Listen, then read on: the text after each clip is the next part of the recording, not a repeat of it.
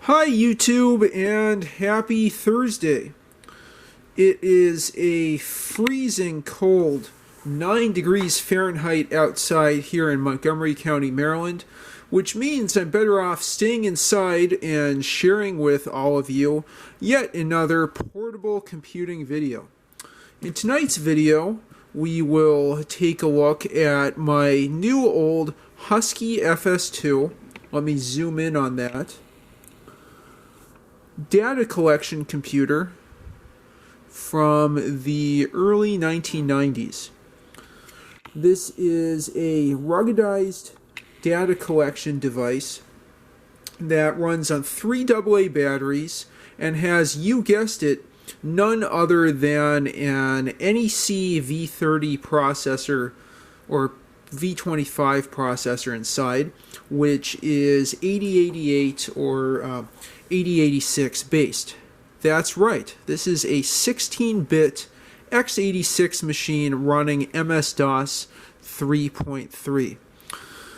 As I mentioned, it's portable, it's super rugged, I think it has a metal body, and I've seen a few channels. I think the EEPROM 9 has some of the most amusing videos showing that you can drop this from a 2-story or 3-story window and it still works. You can pour water on it.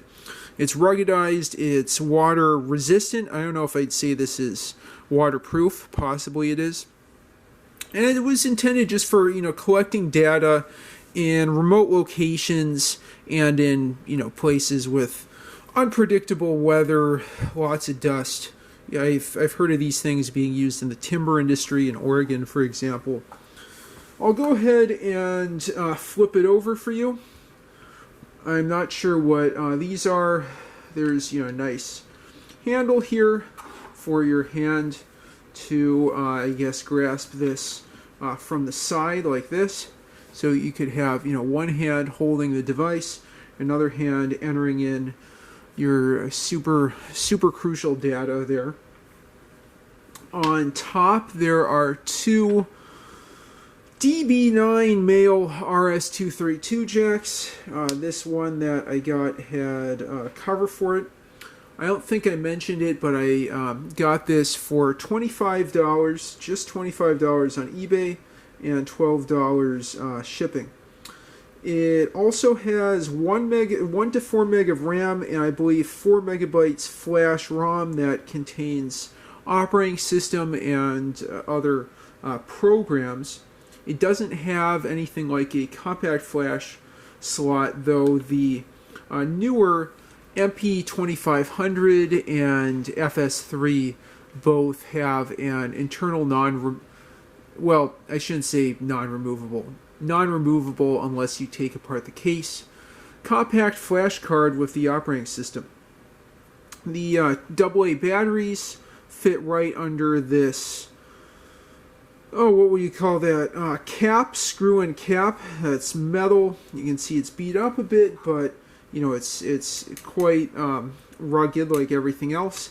And you can remove this with a screwdriver or a quarter that you have in your pocket. Since I'm sure you viewers have lots of quarters and definitely pennies in your pockets, there's something to use, for which to use your penny. Okay, so I'll go ahead and turn this right side up again. You can see there is a alphanumeric keypad with different shifted operations. I haven't used any of these in what would you call it, purple. I haven't seen these operations on the Husky itself yet, but I have used some of those in white, which you can access using the shift key up here. There's a backlight to the LCD. The LCD, by the way, as I'll talk about in a second, is a 40 by 8 240 pixel by 64 pixel monochrome LCD, and it shows full CGA graphics that you can pan around. Okay, so there's backlight. You can adjust contrast and other things. It does have a PC speaker, as we'll hear in a second. If I go further up the keypad, You can see these numeric keys like you'd see on a phone or a calculator. I'm really hoping to install something like an HP 41 or 42 emulator on this, hopefully the flash ROM, as well as some kind of data collection software. Maybe connect this to a basic stamp or an Arduino and use this out in the field, outdoors, for data collection and light duty processing. I even would like to get Nino Ivanov of Alone in the Kitchen with Nino Ivanov's Evo interpreter simulating old mainframes running. I think that would be a nice application and a nice connection between our channels. I think a perfect fit, a completely numerical, low-level language, assembly language, mainframe emulator that's completely programmable in numbers on this FS2. Okay, so I'm thinking if there's anything else that I need to show you. Kind of a cool shape, pretty hefty, I think pretty comfortable. Let's go ahead and zoom out really quick. And I guess I can go ahead and turn this on. There you go, you heard a beep. And you can see the LCD here, which I'll adjust really quick for you in contrast by going to by holding the shift key down and going up, or for I guess higher contrast, and down for lower contrast. Try to get this to be ideal for the video. Let me go ahead and zoom in at this point. Maybe tilt a bit and zoom in.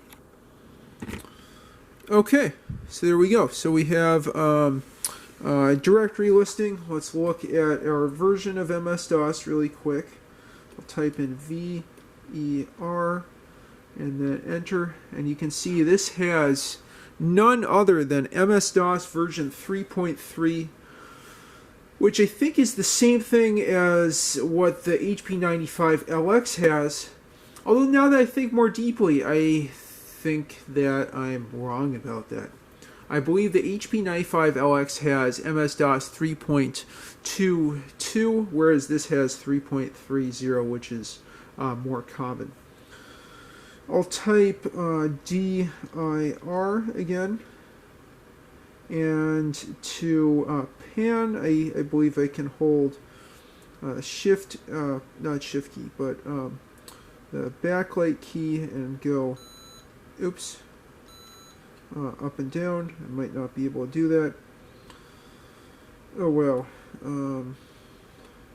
Adjust contrast. I'm trying to remember how exactly I was able to do that. Oh, there we go. I was right. So I hold down the Husky key down here, beefy key, and you can see I can pan all the way right to get a full 80 columns there. And when I get all the way there, I hear this beep because it is PCXT compliant. It's IBM PC XT. You can hit against Jeep and not break. It's IBM PC XT that can get rained on quite hard and not give a frick. Volume and drive C is no label. You see I can go all the way up 25 lines. There's a setup utility that's kind of interesting and sort of simple called util. I'll go ahead and show you that. Nice reverse, what do you call that? Reverse video graphics. Field System 2, that's what FS is. It's Field System. To utility, we can set the time and date. Let's see, 146 there. Interestingly, escape doesn't work as escape, but F1 does. I find that kind of weird. This, interestingly, could handle diskettes virtually mounted over serial port. You'd have a PC mount virtual diskettes over the serial port, and that's what the format diskette is there. I'll move back and forth. Date, and then COM port setup. It's right now set for 2400 baud 8N1. I believe that the highest setting you can go to on here is 3800 400, which is pretty decent. I definitely use that for data transfer. COM port 2 setup. Thinking if there's anything else here I want to show you. Let's go ahead and quit. I'll have to see about the keyboard. I know there's i.com for international keyboard. I'm definitely not using German, Swedish, Danish, or whatever TES is. So let's just press any other key to abort. Okay. Yeah, I'm surprised that is decently easy to read, even at the angle I have the camera pointed. Maybe, you know, I can... It's a nice LCD. It's amazing to me that this is the... This has the same, what do you call it, number of lines and characters as the... oh, that was disappointing. I think that was a drip from the vent. Same number of rows and columns as a TRS-80 Model 100, albeit in a much, much smaller case. I just, you know, have thought about different machines to use for calculator emulation, and can you imagine if you had HP41 or HP42 emulation on this? I mean, those things require, the HP41 I know uses an unusual size battery and so on. This just uses AA's. Apparently has pretty decent battery life, comparable to the HP 100-200LX, plus it has serial ports, so you don't have to worry about N-size batteries or HP IL interfacing. Anyway, so that's a project for a future day. I think the last thing I'll show you is the backlight, which I get to by pressing L and the Husky key. Let's do that now. Oops. That wasn't quite right. Excuse me. So back, it said in the manual, press backlight and then L. And let me just go ahead and turn the lights off here real quick so you can see that.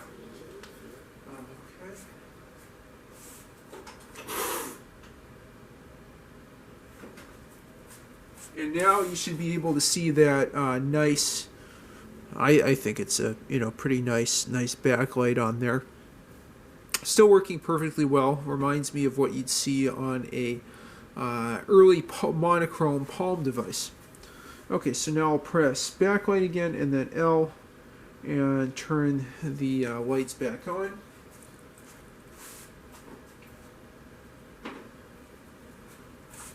I think that pretty much wraps up my brief introduction to the Husky FS2. I still have to do some more investigation about other drives that are available and whether I'm able to add any small programs to the flash ROM. I believe there's also an editor built in that I might take a look at, I guess not in a future video. There's debug.com. Debug.com. The debug application MS-DOS, so a built-in assembly machine code entry debugger, which is super cool. Just, you know, a nice cute little x86 based development system that runs on 3 AA batteries and you can take anywhere with you. Super comfortable to hold. Really nice device for 25 bucks. I'll have to see if I can find an FS3 to complement that. That's an interesting device. It has a 386 running at 8 megahertz, but you know, there you might get more multitasking. Indeed, if I was able to have this multitask between collecting data and running an HP41 emulator that could act on that data, that would be super, super, super cool. Anyway, with that, I appreciate your attention. I hope you enjoyed this quick tour of my new old Husky FS2 MS-DOS data collection computer. If you like what you see, please like and subscribe as always. And if you have any thoughts, suggestions, or questions, leave them in the comments down below. Thanks for watching and have a great one.